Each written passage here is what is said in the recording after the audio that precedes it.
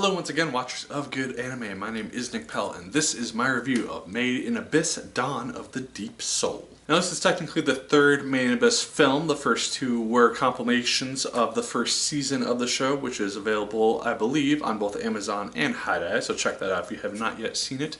But the main premise of this film is that it takes place after the events of season 1, so I highly recommend checking that out before you watch this if you have not watched it recently.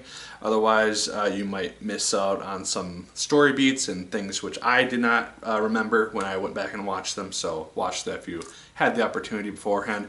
But the premise of this film is that it takes place after those events and focuses on the fifth layer of the Abyss. We have our three main characters, Riko, Regu, and Nanachi.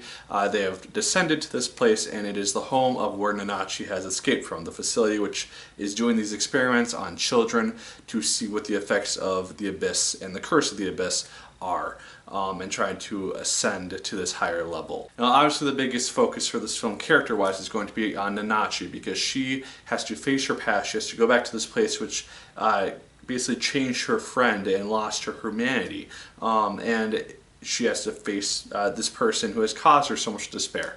And I really liked seeing her character arc throughout the course of this film, because she has this really mature attitude in regards to it. She's able to speak with Bondrewd and in a mature fashion, and she has kind of this sacrificial personality to her as well, in that she is willing to kind of make these sacrifices to ensure Riko and Regu's safety. And I really like that aspect to her, because she has more basically this new treasure of hers in these two companions who have shown her immense kindness and who she basically has as friends now. And I really like seeing that side of her come out. It shows that she has this character growth that has happened since the second half of the first season and is continuing on here. The music of Made in Abyss is always fantastic. I liked it from the first season. I like it from the opening credits to this film all the way to the end credits of this film as well.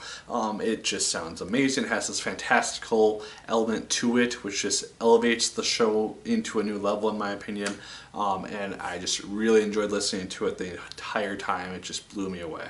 The animation, obviously, as you would guess, is fantastic. It is very similar to what it was in the original anime, just elevated to a theatrical level, and having 3 years extra of improvement doesn't hurt at all. I also like that throughout the course of the film, during primarily fight scenes, they use some different animation styles as well, which seem kind of out of place at first, but they also worked really well in giving each fight its kind of own unique flair and style to it. I just really enjoyed those aspects, and I came to appreciate them more as the film went on. The fight scenes in and of themselves are probably the best part of the film in my personal opinion. They're very action-packed, and you got to see the camaraderie and the cooperation which is happening amongst these three companions as they work together to try to find ways to overcome their adversaries.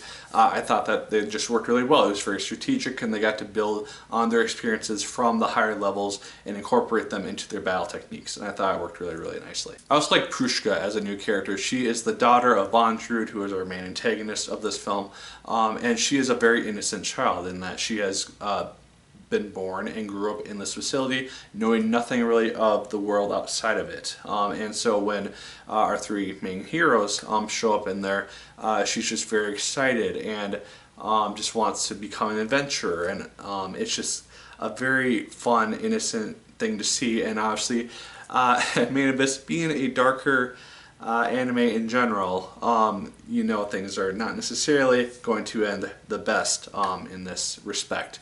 And I do like that Made in Abyss continues to push towards these darker themes and elements, which made the show really stand out for me. It made me really, really love it. It continues to push that into the dark and disturbing elements in this film, potentially even further than it did in the show, and in some aspects. I did have a couple minor issues with the movie, however. I thought that the ending was a little bit odd in regards to a certain character's reaction to an ending finale type of event. It just felt kind of out of place, and it just seemed kind of weird and odd to me. It kind of threw me out of the film for a little bit, just kind of wondering why they were acting the way that they were. So once I rewatch the film eventually, maybe I'll catch a little bit more and it'll make more sense. But upon a first viewing, it just seemed kind of strange. I also felt like that Riko, since the second half of the first season, has been kind of relegated to a background role, in that she's not really essential to the plot at this point. She's kind of just like the spirit and the hope per se of the trio. We have Nanachi as the strategist and the brains. You have Regu as the power and kind of the fighter element, and Riko is just kind of the spirit of the team. And basically their main mission is to reach her mother, and so she's kind of the main source of plot in that aspect. But it does seem like she's kind of not getting as much of the attention plot-wise as Regu and Nanachi have been. And I also like that they continue to build on the bond that Nanachi and Regu had at the second half of the first season.